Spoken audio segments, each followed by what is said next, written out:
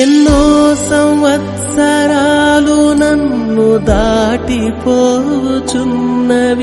నా ఆశలు నా కలలనే వెంబడించుచుంటిని. ఫలాలు లేని వృక్షము వలె ఎదిగిపోతిని, ఏనాడు కూలిపోదునో ఎరుగకుంటిని.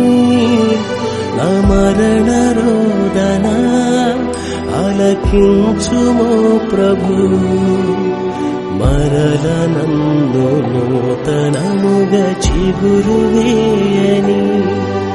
నా బ్రతుకు దినములు లెక్కింపనేర్పుము, దేవాయి భువిని వీడు గడియ నాకు చూపుము.